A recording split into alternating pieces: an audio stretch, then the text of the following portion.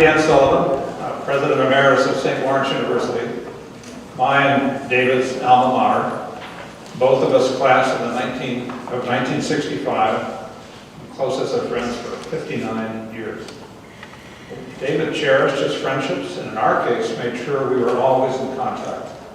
Over time, whenever possible, our families were together for important holidays, birthdays, and anniversaries. Ann and I knew Joanne, also students at St. Lawrence. So the possibility that she would exhibit a bad judgment to hook up with David later on would have been inconceivable to us. The answer, I suspect, is that she must have seen in him then the things our speakers today will remember and celebrate. In my view, in her relatively short time in student life at St. Lawrence, she may have done more for women students, than anyone else in the history of the university before or after. I don't think she agrees with that, but I'm telling you, that's what I think. And of course, as luck would have it, 8 to 10 months after we moved to Carleton in Northfield, in 1971, David, Joanne, and their young family came to St. Paul, making the continuation of our friendships inevitable. Today, on behalf of the family, I'm privileged to welcome this room full of people and others here vicariously via live stream, each with your own relationships to David, Joanne, Katrin, and Tom, as we mourn our loss of him by celebrating his life and contributions. David was clear, lots of celebrating, not so much mourning. Those listed on the program have been asked by the family to provide remarks. They will do so without introduction, coming to the podium when the previous speaker has finished. In 2 cases, including the first, the remarks have been pre-recorded, and we will hear them on the video display over there.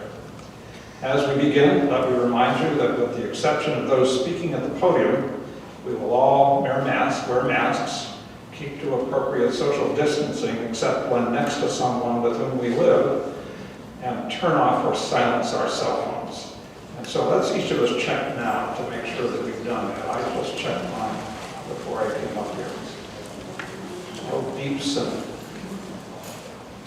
great. Thank you.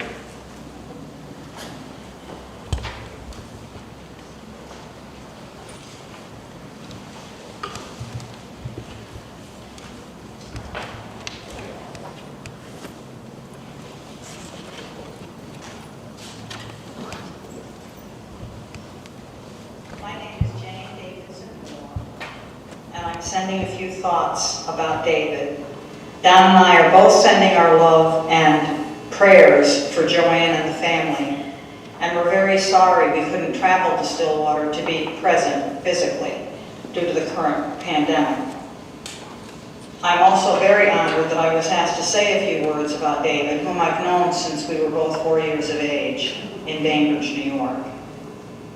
David was my neighbor who lived across the creek, Kirby Creek. We called it, actually it was Newtontown Creek, and we called it the Crick. David was the brother I never had. He used to march up and down in front of our house and back to his house, beating out his little drum from the age of 4 to 5 years onward, and it was then that I knew he was going to be musically inclined for the rest of his life.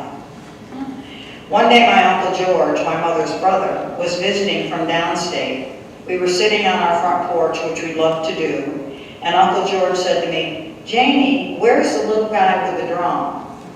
And ever since that, my sister and I have always called David Little Guy. David would come over in the wintertime and slide with us on sleds down the side hill, crossing the driveway and hoping to stop before he hit the bank that went down into the creek. This one day, it was a little icy, and David jumped on that sled and zoomed down the hill, crossed the driveway, vaulted off the bank, and he went under the ice with the sled, and all you could see was the lower half of his body. My sister and I were terrified until David emerged unscathed. No one has since repeated that feat that David did, so he holds the record for that. He always credited my Grandma Davidson, who lived upstairs over us and had come from Glasgow in Scotland, He always credited her for how to make and enjoy a good cup of tea. He was the captain of our traffic squad one year in high school, and his command of direction and leadership is what convinced Don and I to go with he and Joanne in 1994 to China. It was an awesome trip, and I was scared to death, but I trusted David. He also respected my father, and he joined my father one day, unbeknownst to me, one day when David was home from St. Lawrence on vacation. He joined my father, and they were drinking one of Dad's favorite drinks called the Pink Cloud. Years later, when Dave and Joanne came to visit us in Sunset Beach, North Carolina, David brought a shaker, which my dad had used to make the Pink Cloud, so that we could enjoy pink clouds together and toast our friendship and my father. He was instrumental in painting our 70 Vetsville apartment when we returned to St. Lawrence University as married students. He also helped unload the U-Haul and settle us in so that Don could finish his undergraduate degree at St. Lawrence. When our class of 1961 held a reunion for the 50th year, we decided we would pose several questions to those classmates, and we composed a new yearbook. One of the questions involved dreams to grow on. 50 years later, my future plans are. This is what David wrote. To spend more time with my family, ski more with my grandchildren, play more golf, play with the moldy figs, and continue to consult on higher education, especially in China. When you read David's obituary, you know that he accomplished many of those things, and much, much more. David is a forever friend who will not be forgotten, and his spirit will remain with Don and I and with many others forever and ever.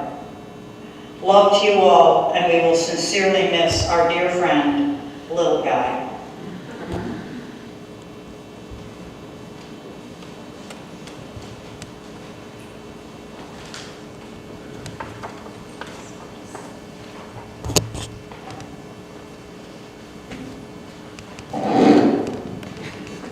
That's what happens.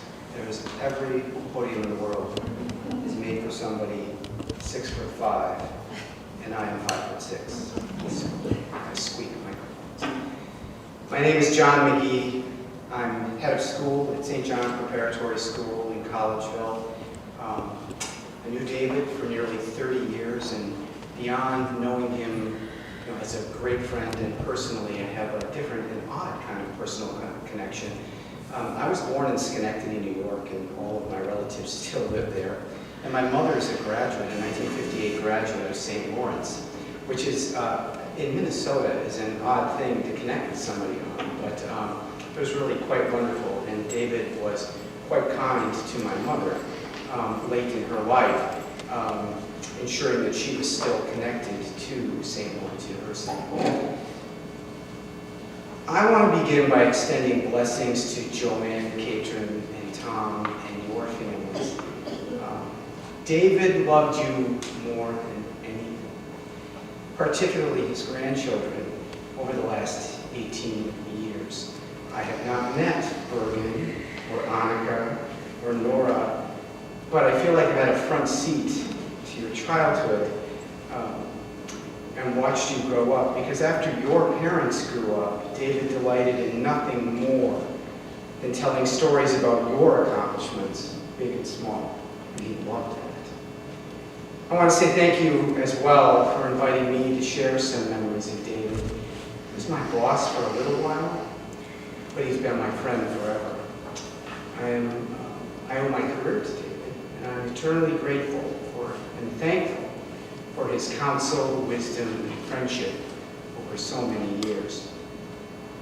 Though I'm not sure what the term Renaissance man or woman means other than its use in cocktail conversation, I imagine David was that.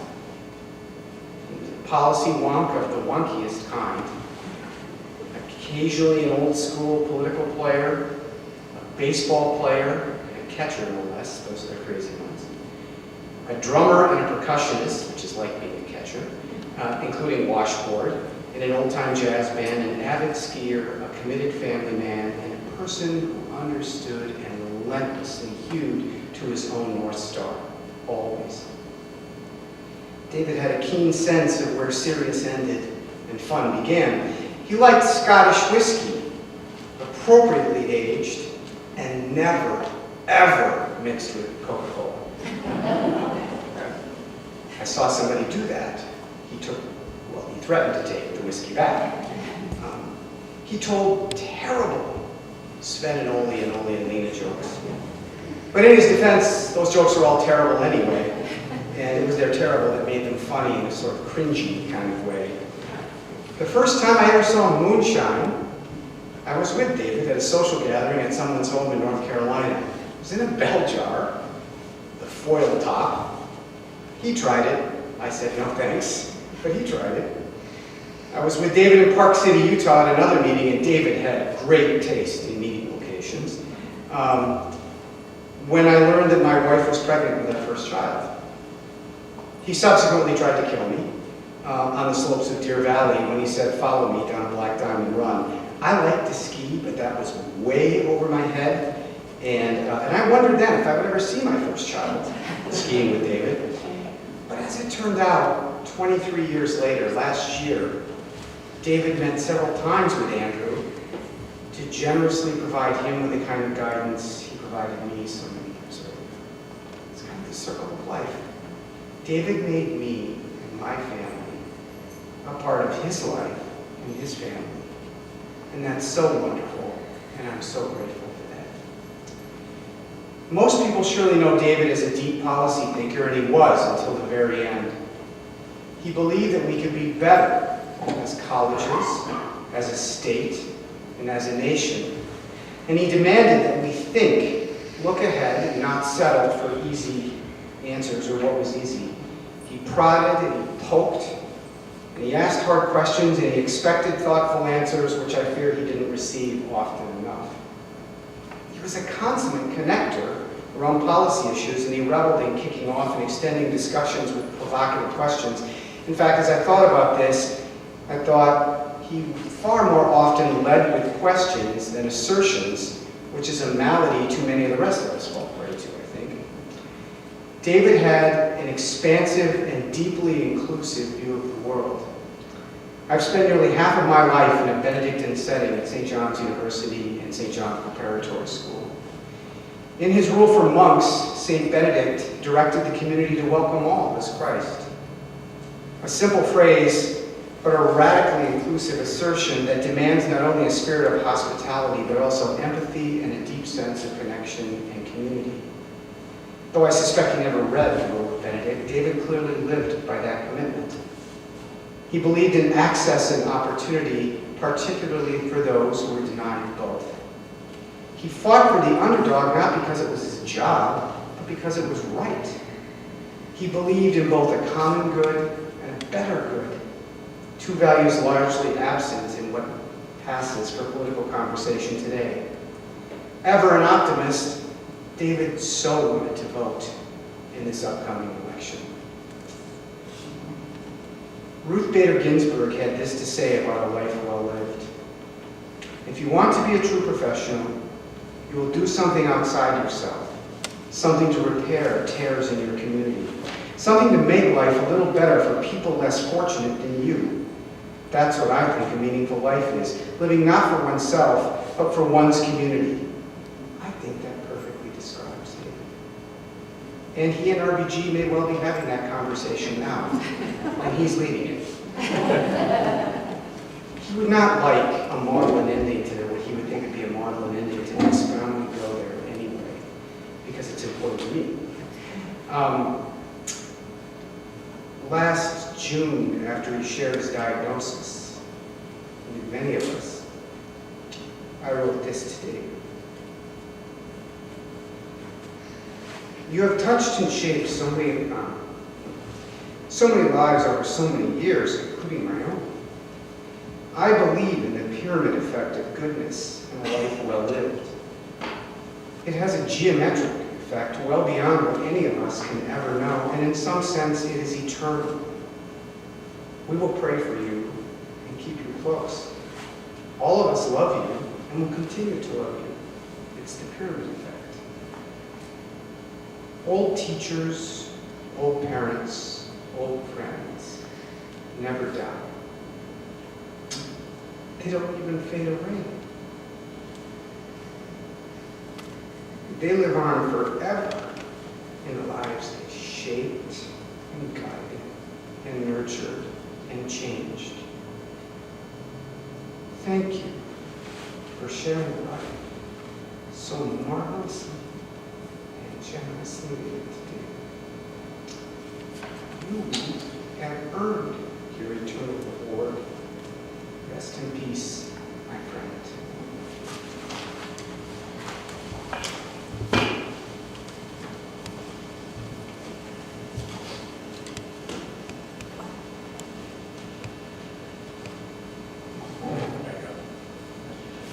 I'm Steve Lewis. First, let me thank Joanne, Katrin, and Tom for the invitation to help celebrate David's life with his family and his friends. Judy and I are very glad to be with you.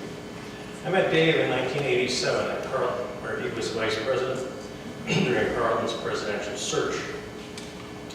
We recently talked about our first meeting and how we clicked in terms of our common commitments to issues of equality of access to education and the need for much greater efforts to address racial equality and equity in the academy and in our larger society.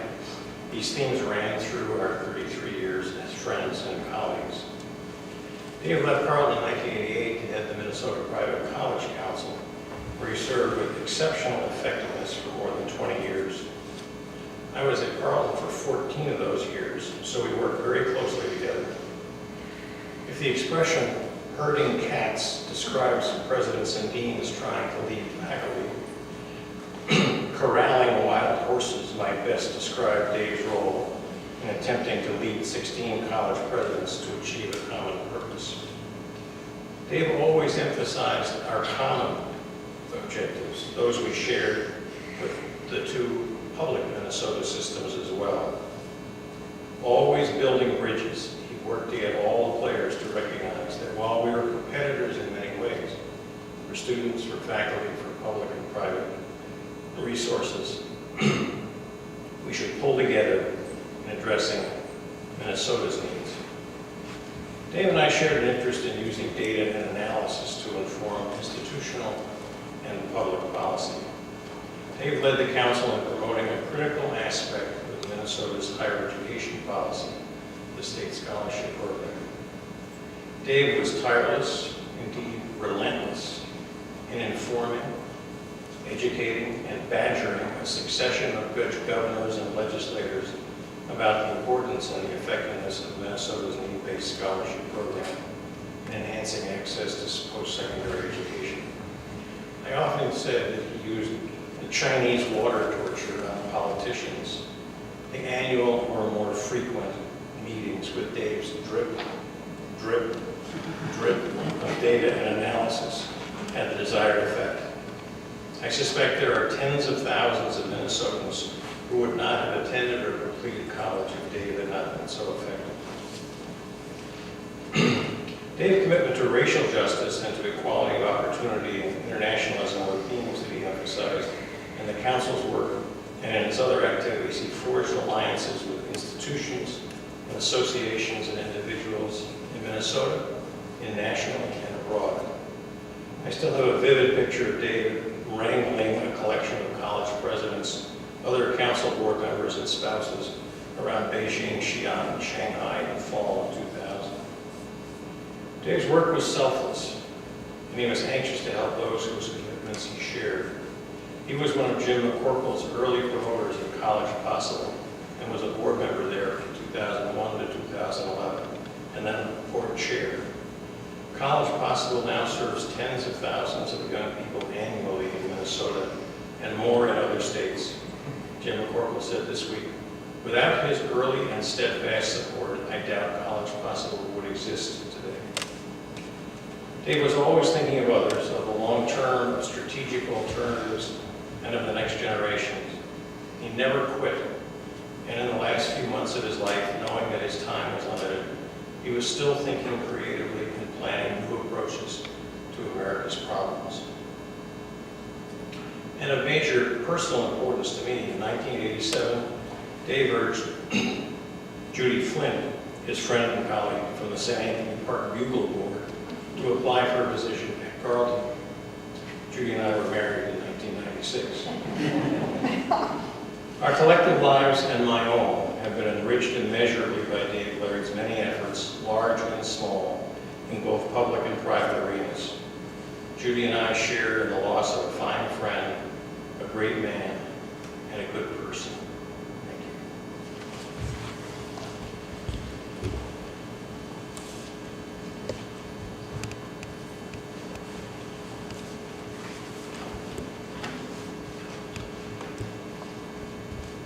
My dad would chuckle that we're all in masks. Not exactly what we envisioned today, I'm sure. Thank you for being here. My name is Laird Anderson, for those of you that I don't know. I'm David's daughter. For me, my dad's life was much like a beautiful, thick braid. A braid in which he treated each strand with exceptional care and saw that bringing strands together through many twists and overlays made the braid stronger, ultimately tying it off at the end and holding it firmly together. He took extreme pride in his braid, nurturing the braid with the right amount of cleaning solution. Some might insert single malt scotch here. Freeing snarls, understanding that some strands would fall out, sometimes without explanation, and he was always looking ahead to add new strands as they became available. My dad would also chuckle today that I'm using a braid and its strands as a metaphor for his life. Yet it is so appropriate given the tradition of braids in some Native American cultures and Willie Nelson's iconic hairstyle, for which he loved both. Not only does each strand in my dad's braid represent a person, it is adorned with strands of jokes, which there are plenty, strands of adventure, strands of wisdom, strands of music, strands of hope, and especially strands of integrity. Certain strands stand out to me. One group being people. My dad loved people. I used to think he knew everyone in the country. Growing up, we had obligatory Sunday afternoon family car rides, as well as yearly road trips. My dad would honk the horn and wave to those we passed. When asked, "Who's that?" my dad, without hesitation, would provide a name. Olin and Edith Carlson, Norm Smith, Ruth Henderson. It ran the gamut, and all seemed believable. After a couple years, with a twinkle in his eyes and a small smirk, we finally figured out his name game and played along when non-members joined us in the car. Another cluster of strands includes music. From Willie Nelson concerts at the Minnesota State Fair, Bill Staines at Minneapolis coffee houses, to being in the front row of the Nitty Gritty Dirt Band in Aspen, to his gigs with the Moldy Figs. Oh, and who could forget Arvid's Favorites, an annual CD compilation. My dad always found delight in song. For years, my phone would ring on Sunday evenings when he and the rest of his Dixieland Jazz Band would play at Main Street Bar and Grill in Hopkins. We didn't chat. Instead, I and whoever I was with would just listen to the selected song from this group of passionate, talented musicians, and then we would hang up. It was his way of letting me know I was on his mind and sending his love from his happy place. Sometimes he even tolerated other music, like just a few months ago, when he sat through the entire Trolls World Tour movie with my daughter and did it joyfully. For him, if music moved you figuratively or literally, he beamed with satisfaction.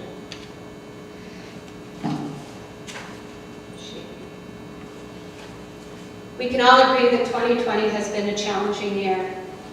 Yet in the face of adversity, my dad kept the braid intact and was still adding strands even in his last days. Our family is extremely grateful that you were each an important strand in his braid. It is my hope that in his honor, that you will not only add strands of music and people into your braid, but that you will, especially in these times, combine strands of equality and civility in his remembrance. I conclude with a poem that a friend shared with me. You can shed tears because they are gone, or you can smile because they lived. You can close your eyes and pray they will come back, or you can open your eyes and see all that they left for you. Your heart can be empty because you can't see them, or you can be full of love you shared.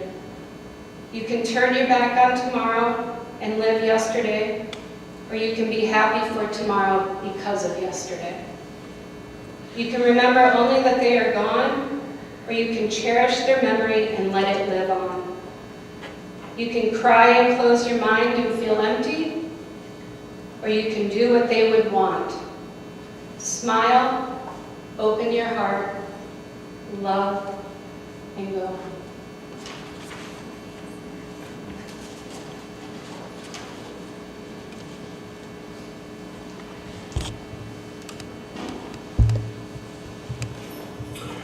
I regret I cannot join you today in this celebration of a good friend and colleague, but I've been grounded from flying for the next week after a recent medical procedure. Dave and I were unlikely friends. I'm a conservative, even work for Nixon. Dave was not.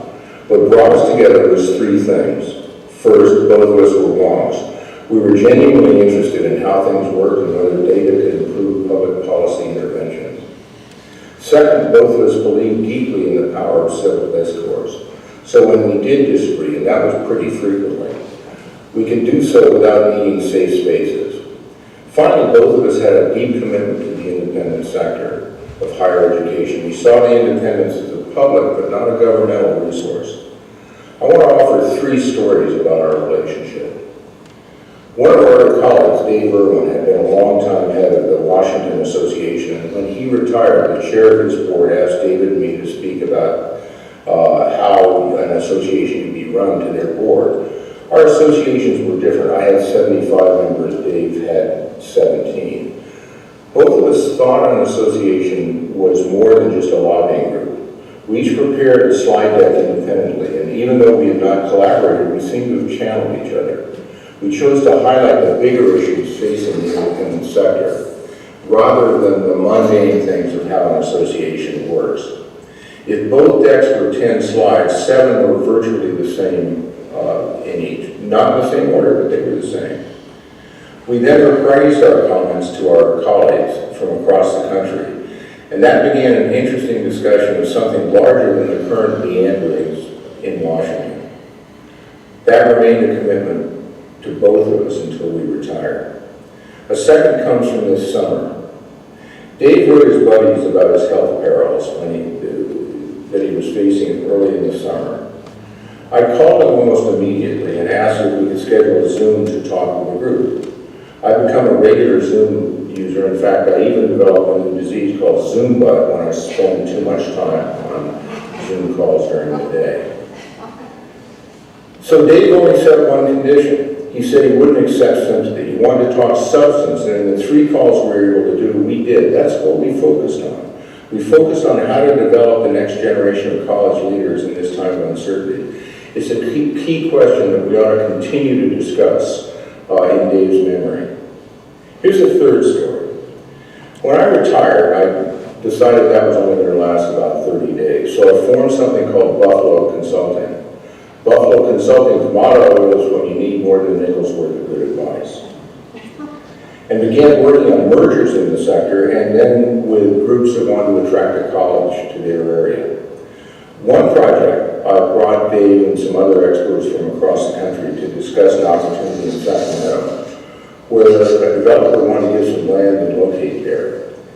At one point, we had spent a lot of time talking about Sacramento and everything like that, and Dave brought up Wayne Gretzky. Now, being from California, I'm not much of a hockey fan, but Dave's advice from Gretzky came to be the touchstone of how we approached the search. Someone asked why this legendary player was so great, and he said the secret was to skate to where the puck would be, not to where it had been. Dave kept us thinking about the concept through most of what he did professionally and personally. From my perspective, that's a pretty good legacy to remember him by.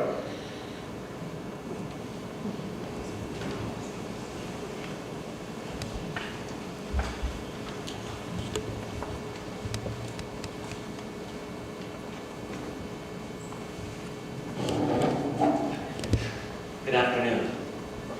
My name is Tom Nelson Laird, and for nearly 48 years, David played many roles in my life. At different times and in no particular order, he was my role model, my ski coach, the Thanksgiving grill master, my hockey coach, my disciplinarian, my book supplier, my fishing mate, my longtime golf partner, an occasional student, my motivator, my interlocutor, my inspiration, my cautionary tale, my teacher, my political consultant, my honorary best man. Excuse me. My life coach, my drinking buddy, and my confidant. Those last two sometimes went together. Most importantly though, David Laird was my dad. And despite what you may have heard, my understanding is that I was in fact his favorite son. Well, there's lots to say about David. I will focus on just two things today. First, as we have heard and will likely hear again, my father was known for his sense of humor. He loved a good joke, and many bad ones too. He also loved to kid people. His kidding led my young children to say on occasion, "Don't joke me, Grandpa David." Sometimes his kidding was punny, sometimes sarcastic. Sometimes it was simple, sometimes elaborate, including many practical jokes pulled off by Arvid Klister. His alias, my dad's alias, particularly in such situations.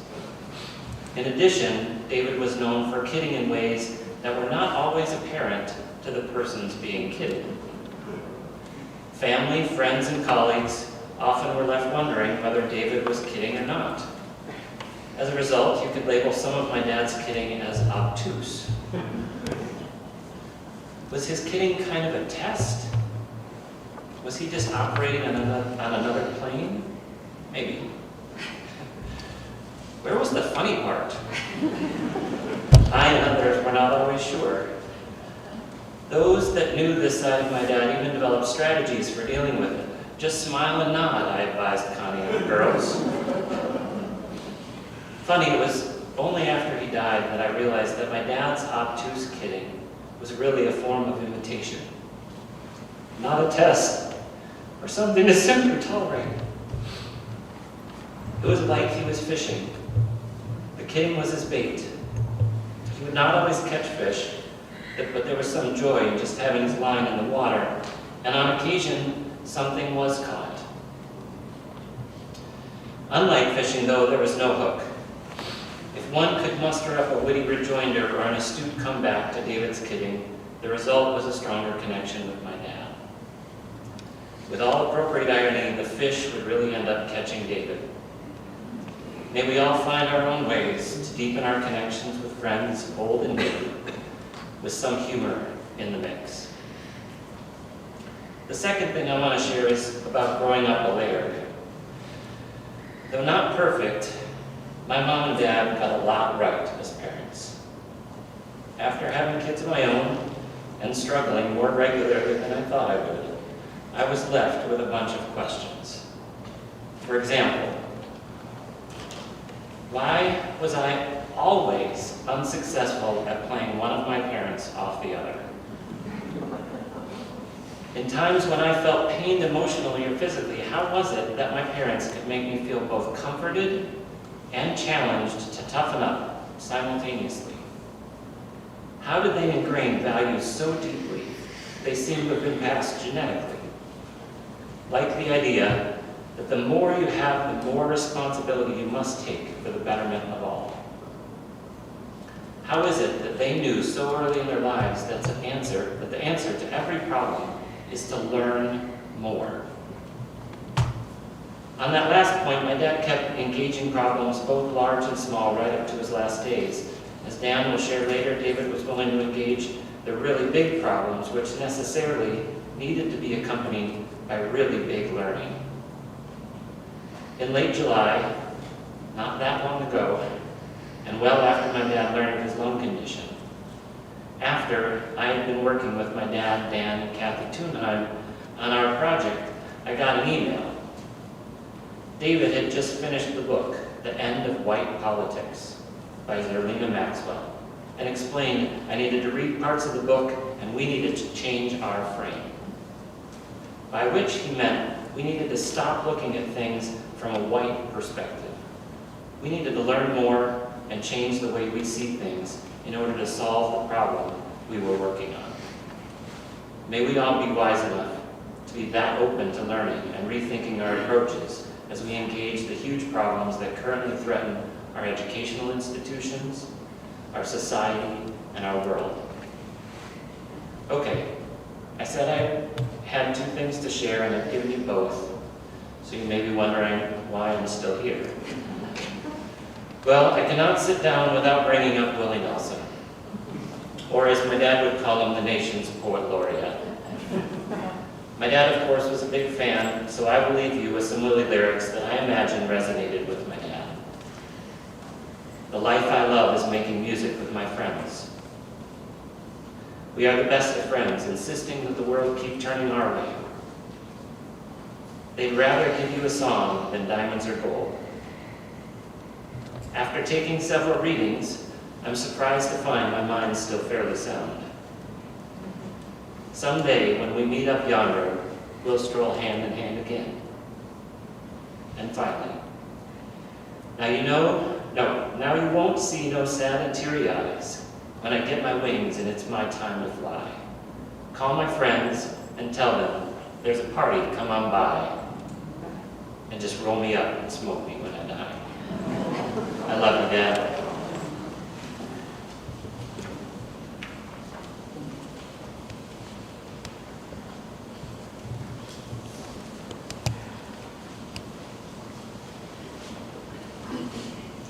Hi everybody, I'm Lori Sturdivant, and for 26 years I was an editorial writer at the Star Tribune who covered higher education, among other things, which brought me into the orbit of David Laird. Joanne, Katrin, thank you for sharing David with us so generously for so many years. And thank you for inviting me to pay tribute to my friend. Dan and Steve, John, Paul, and Jane, and John virtually, thank you for invoking memories of a great guy. And for sharing the podium with a scribbler from the Fourth Estate. It's not customary for me to be in the company of so many academics. It's been my privilege to count a number of you as my friends. And that is one of Dave Laird's many gifts to me. As several of you have said already, David was a great connector of people. He wanted his friends to know each other, not merely as casual acquaintances, somebody that you met at Dave's house, but more deeply as co-contributors to efforts to make the world a better place for humankind.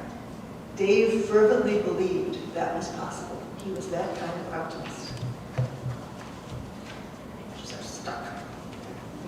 Along the way, I think the connections he made our worlds better, all of our worlds.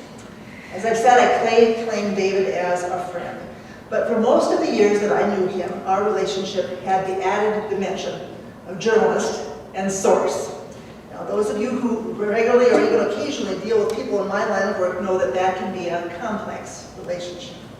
Our interests don't always align. The masters that we seek to serve aren't always the same. The work we journalists do has the potential to either enhance or impede the work that you sourcers are trying to accomplish.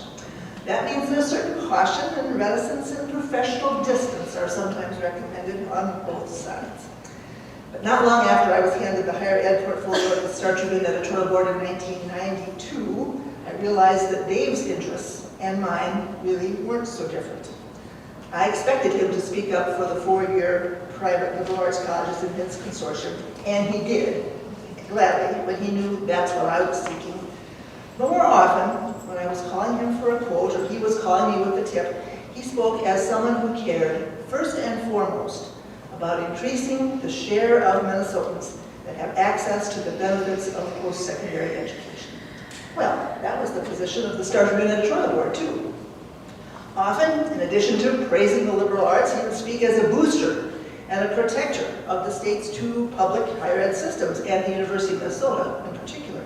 Well, that was the position of the Star Tribune Higher Education editorial board, too.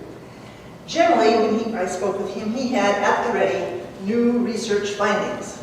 He was a font of data, demographic projections, graduation rates, the median income of college grads versus those who were non-grads, the projected demand for educated workers in Minnesota. He had that information because he had established a research arm at the Private College Council, and he turned it into a data storehouse. That stuff is just catnip to editorial editors, and he knew it. Most of the relationships I had with longtime news sources involved me initiating the calls, me asking the questions, me seeking to know the news and to get a publishable quote.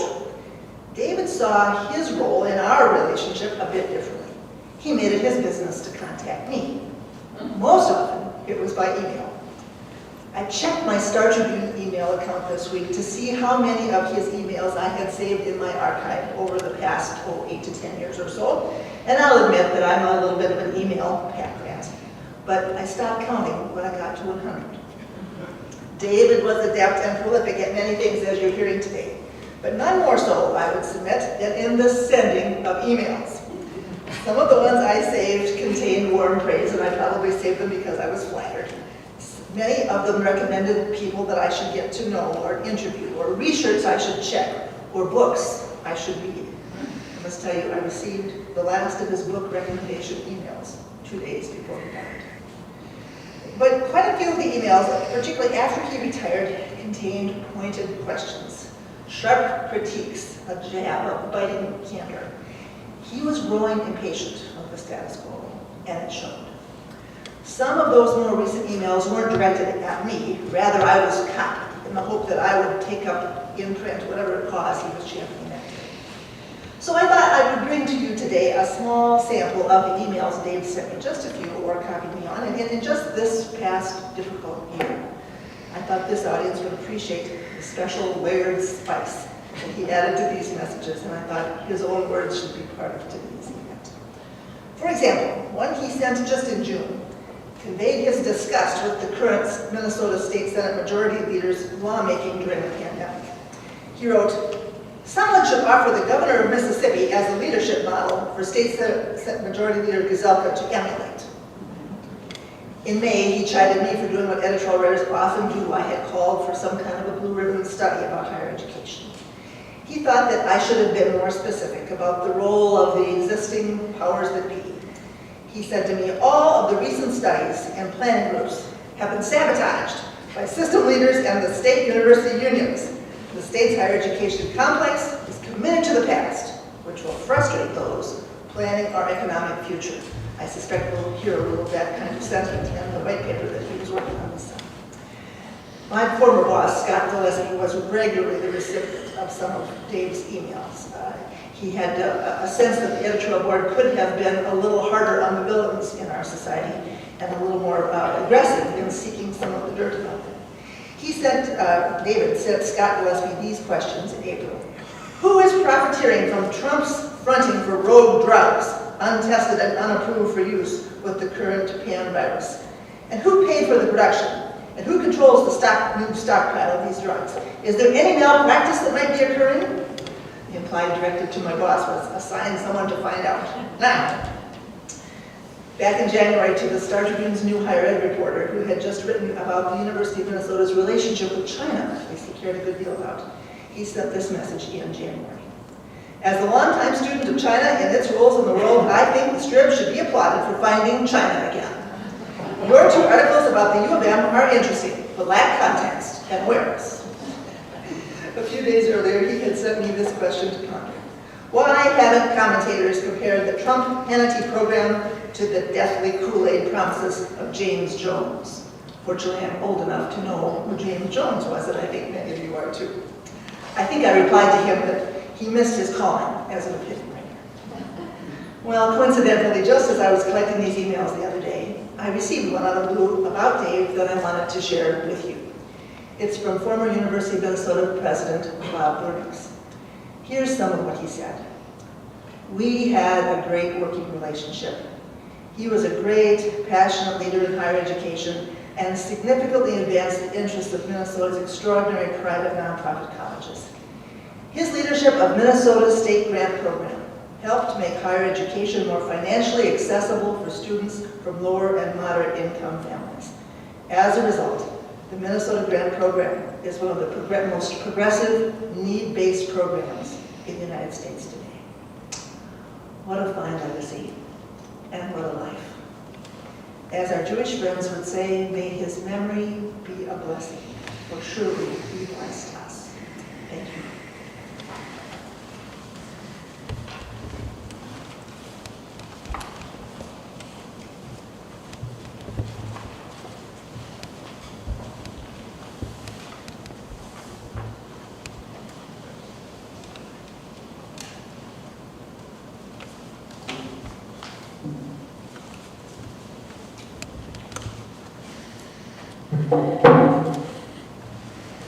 Well, this is a special day, remembering somebody as fine a person, a citizen, a leader, an educator,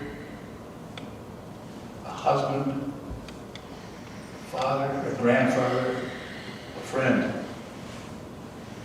a special person. And this is a celebration of the life of that man. And the celebration, in my mind, will go on for a long, long time. Some of you spoke about that and heard about that from some of the other speakers today, about how important it will be to have the gifts that David has given us to share for the rest of our lives and to other people that need to know about David and all of the things that he represented and gave to us. I first met him, and I met his grin, when our daughters first connected. That was our connection. And they were just youngsters going to school, little kids, elementary school. That was over 4 decades ago, almost 50 years. I think about that. That's a long time to be friends with somebody. But it wasn't long enough. Well, we found all kinds of things to share. Funky music, that's a big one. Neighborhood gatherings of all kinds that Dave and Joanne kind of instrumented to get us all together from time to time. And we had fun when we got together. Good scotch, skiing, well, just general camaraderie and being together with good friends. That's what Dave was all about. He liked to have this kind of activity going around and be part of it and contribute to it. But it was always a warm and wonderful relationship that we developed then, and it's grown since then, and it's been fantastic. And all the time, this has been going on through my life, and with Dave, the grin was always there. And Tom talked about that grin. It did pump you a little bit and twerk you a little bit and get you thinking about this or that or whatever else, and they'd throw you a left-hand curve. And it was always fun to hear not just what Dave had to say directly, but what he had to say subtly. There was always something there of value. All those things that we did, when we think about all the activities, fun activities we had as friends, we had two-stepping in the parlor, going to the state fair to see Willie Nelson. Valentine home parties, wow, those are pretty wild. I hear some chuckles out there. I could probably see some smiles too if these masks were on. New Orleans jazz in the backyard, wow, think about all that. Pretty fantastic, all of the activities and wonderful times that we had with Dave Laird being the conductor. He wasn't just the drummer, but the drummer did set the pace. He set the pace pretty well for all of us. And again, those smiles I think about that he created for us, helped us really have good times together. I have to tell you about one thing that really has stayed with me all these years. I developed a very bad disease back about 40 years ago, something like that. I was diagnosed with leukemia, told I wasn't going to be around for very long. And it was a big deal for the family, as things like this always are. And I remember we were going skiing that weekend that I found this out. And we got there late to the ski gathering, and a number of you were there. We were all thinking about having a good time on the slopes, but the one thing I did is I shared what our diagnosis was with everybody else. Well, Dave tucked that in his pocket. And through the neighborhood networking and everything like that, I was all of a sudden receiving phone calls from the guy at the University of Minnesota who was in charge of that program, and he said, you know, you got some opportunities and possibilities. That all became because of Dave's networking that came about. I was able to have something, to learn about something, and gave me this special opportunity to learn about something that helped me stay alive and help my family stay alive. And Dave was elemental in getting that, putting together kind of a, I guess you'd call it a parachute for me and my family if we needed it, which we didn't. Thank the Lord that we all survived. But he was instrumental in making that all happen. And he was there with me when I saw the docs and went through the whole thing. But he couldn't have been a better, more supportive, more strong friend. In all those years, he's been that to me. Whether it was just needing a little bump to help along, or maybe a big support. That's what Dave was for me. I'll never forget the generosity to me and my family at that time. If you know David, you probably knew that every September or October, he had a, I guess you'd call it, religious retreat that he had to participate in. It was essential. He could not get by without participating. It was a requirement. And it was considered to be a retreat in northern Minnesota's Lake Capitola, Warriors National Park. Pretty nice place to go to retreat to.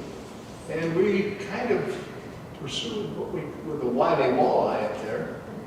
But another part of the program is to participate in the prestigious Single Malt Selection Society's evaluation process. And, well, Dave was the chairman of that. There were two other members that were significantly part of it, plus we had a chaperone.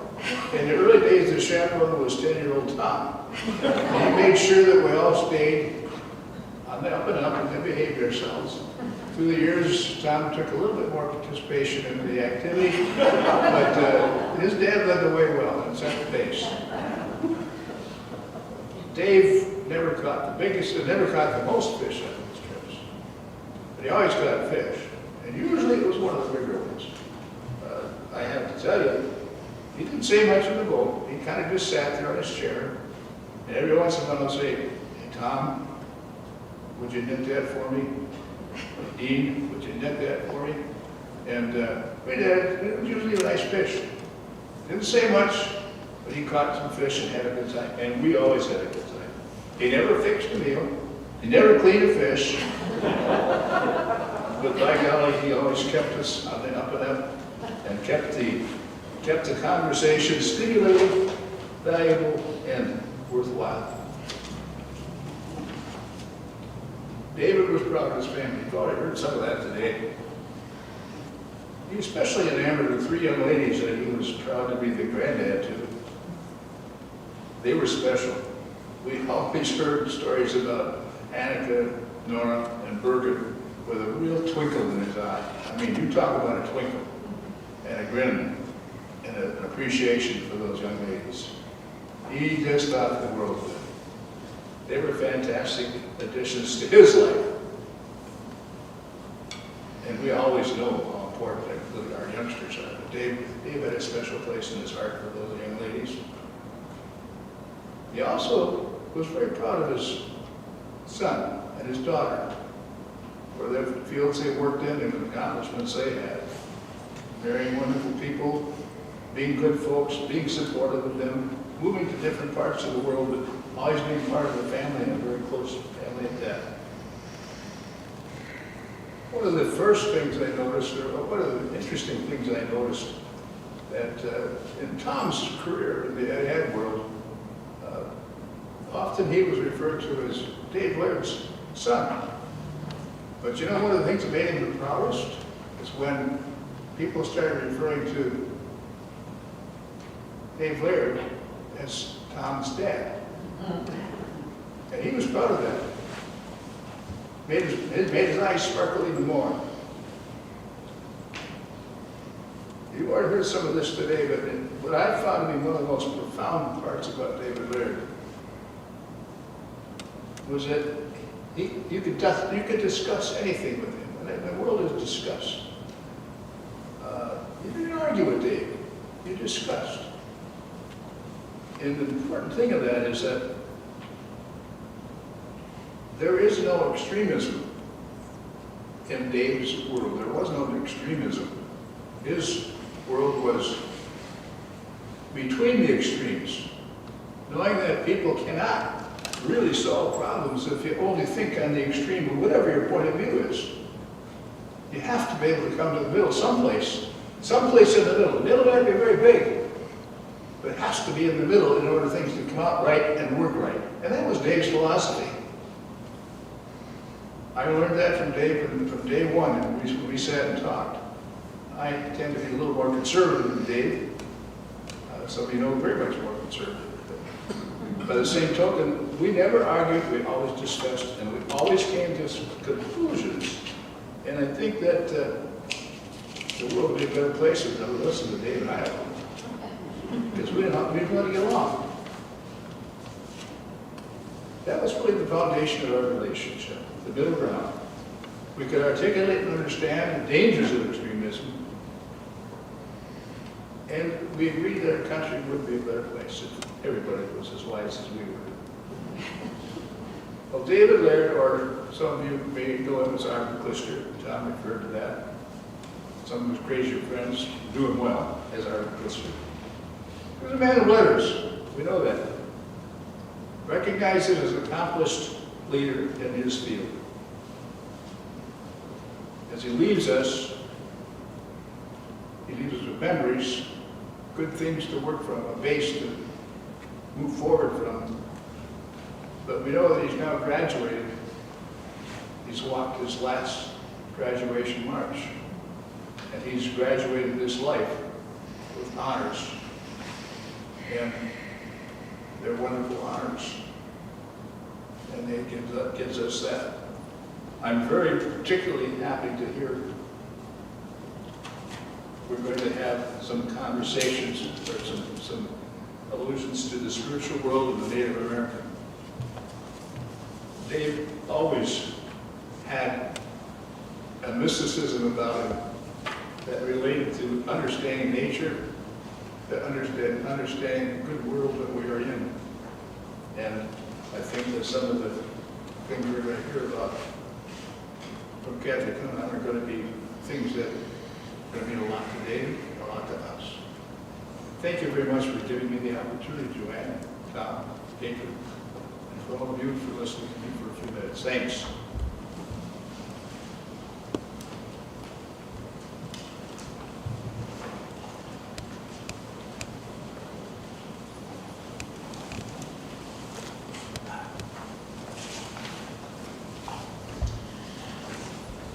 When David learned his diagnosis and the dire consequences it portended, he faced it squarely.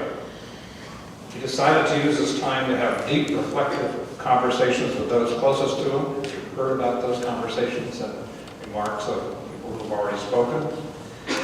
But he also decided, as his St. Lawrence trustee colleague Marion Roach Smith said in an email to trustees, "But please be comforted, though I know you are not one bit surprised to know that he was swinging for the fences right up to the end." I think David would want you to know toward what fence he was swinging, in the hope that each of you in your own way might find ways to swing for it too. Against all odds of success, he enlisted me, son Tom, Kathy Thunheim, John McGee, Steve Lewis, Eric Jolly, and was in the process of recruiting others to produce a higher education manifesto, a challenge to the nation, not just to manage the painfully difficult short-term issues brought to campuses as a consequence of police violence against Black people and the not always peaceful responses. COVID and the economic recession, as important as they are. Now, he believed, amid all of the instability, is the ideal time to look to the future, to address large, transcending higher education issues. Somehow, he thought that if our rhetoric was powerful enough, if our arguments were compelling, if we could rise above politics, national leaders both within higher education and most importantly outside higher education with clout way beyond ours would join us. We said, "Very tough job, David. Chance is low, but surely not zero." And though skeptical, we went to work. David's approach to big issues throughout his life was to try to identify larger forces that, if not properly understood and managed, would make failure inevitable. At the same time, without intervention, these would be forces so likely to produce negative consequences that a broad political base would greatly prefer to avoid them.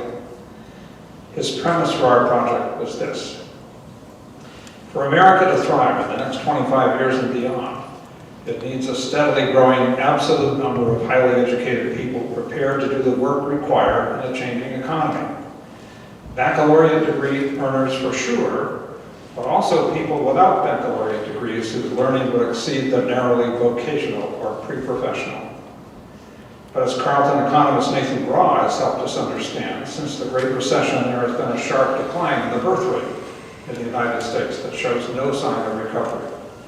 Without significant systemic change in K-12 and higher education that leads to student learning that fits the challenge of the 21st century work and life, and at the same time improves access and completion among qualified students disadvantaged by structural racism and income and wealth inequality, these demographics will likely reduce the number of college graduates and other highly educated people at the end of the decade by 10% or more.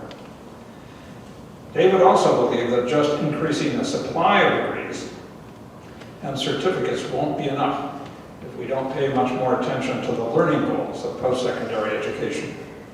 Increasingly, employers have realized that a narrow education geared only toward particular jobs requires its recipients to be retrained for the next job at frequent intervals and at significant cost to both employee and employer, as well as taxpayers who fund federal and state job programs. In other words, that type of education depreciates in value. In contrast, students educated in a way that inspires them to become intellectually curious, lifelong learners, or real-world problem solvers in work and life, are constantly educating themselves in their current jobs and for their next jobs. They are adapters to changing environments. This kind of education, which includes developing students' higher order skills, such as inquiry and analysis, critical and creative thinking, integrative and reflective thinking, written and oral communication, quantitative literacy, information literacy, intercultural understanding, teamwork, real-world problem solving, and troubleshooting, and a whole set of so-called soft skills appreciates in value because its beneficiaries become more valuable with time. That is good for them, that's good for the rest of us who benefit from their improved productivity. Those skills add value to work that does not require a baccalaureate degree, just as they do for work that does require such a degree. Now, as David did, link all of this to structural racism and income and wealth inequality. Students disadvantaged in those ways experience a double whammy. They are differentially slotted via self and social selection processes into narrow, first job-focused education that most often does not include the development of higher order skills crucial for success beyond the first job. And if they do attend college, they differentially do not complete baccalaureate degrees. Compounding this problem further, a growing proportion of students with the ability to attend and complete college is unable to afford what America expects them and their families to pay for it, even in Minnesota, with all of the work that David and others did on the state scholarship program. The kind of social contract that used to underlie who pays for college in America, parents, students, states, the federal government, philanthropy on behalf of all of us, and shares roughly related to the benefit for each, seems badly broken. How can we ensure that students disadvantaged by racism and structural income and wealth inequality who are able to achieve the outcomes we should expect from a 21st century education, how can we assure that they are found and enabled to enter and complete college? In David's view, failure to figure these things out soon will be another American tragedy. If not complicated enough already, add this admonition, of which I'm sure David would approve, from Michael Sandel in a recent New York Times piece entitled "Disdain for the Less Educated is the Last Acceptable Prejudice." Building the politics, he said, I would say, a national higher education strategy around the idea that a college degree is a precondition for dignified work and social esteem has a corrosive effect on democratic life.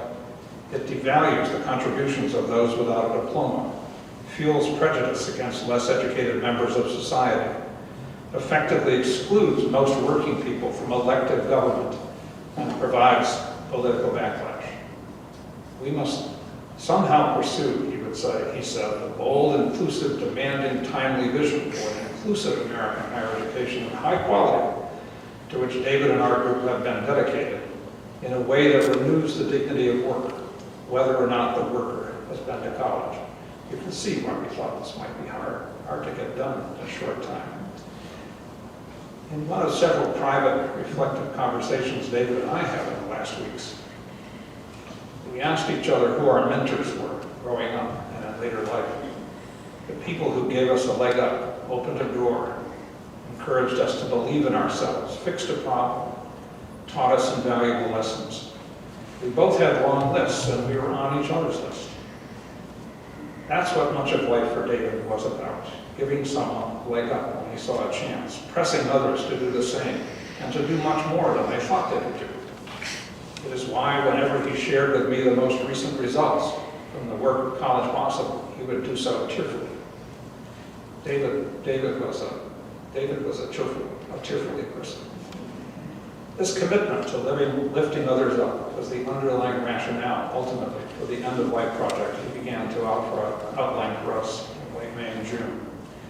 We should embrace with vigor the small chance that, based largely on the logic and evidence, and on the power of our rhetoric, a small band of idealists might begin to move a mountain. None of us ultimately could say no to David on this. It was a swing for the fences that had to be taken, out of love for a cherished friend, but even more importantly, the virtue of its purpose. The loss of David's voice and his boundless energy in pursuit of such virtue leaves a huge hole. The loss of his friendship leaves a chasm. Bon voyage, David.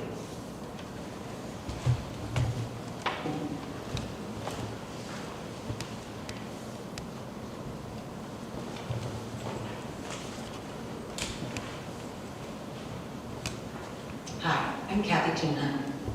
Like so many of you, thank you for the stories from your two speakers. I think it's triggered stories we all have in our heads, so thank you for sharing. Thank you for sharing, David. Like so many of you, I've known and held David in high regard for, in my case, about 30 years. He was a client, and a colleague, and a dear friend. My husband, Jack, and I have so valued our friendship with Joanne and David over all these years. But I'm standing up today to share a prayer on behalf of another friend. Bonnie Wallace served for 20 years as the director of the Augsburg University's American Indian Support Program, and then served an additional 8 years on the Board of Regents at Augsburg. Bonnie credits David with important early support for the Indian program at Augsburg, and for strong support for Indian education throughout the state of Minnesota over many years. Bonnie resides on the Fond du Lac Reservation. Given tribal restrictions related to COVID, she was unable to be with us today. But she offered this Ojibwe prayer, and I'm honored to read it on her behalf. She said in her note, "I will miss my friend David, but he soars with the eagle's nest. Creator, life giver, great spirit, great mystery. I hear your voice in the winds. Your breath gives life to all the world. Please hear me, for I am small and weak. I am in need of your strength and wisdom. Let me always walk in your beauty and make my eyes and ears ever behold and respect the four sacred colors of the earth that represent the four directions, north, south, east, and west, and the four sacred colors of man, yellow, red, black, and white. Make my hands respect all the things you have made, and my ears sharp to hear your voice. Make and keep me wise, so that I may understand the things you have taught my people. Let me learn the lessons you have hidden in every leaf and rock. I seek strength, not to be greater than my brothers or sisters, but to fight and forgive my greatest enemy, myself. Make me always ready to come to you with clean hands and straight eyes. So when life fades, much like the fading sunset, you will welcome my spirit, and I will come to you. Without shackles, without fear, without shame. I will come to you, free and at peace. Miigwech.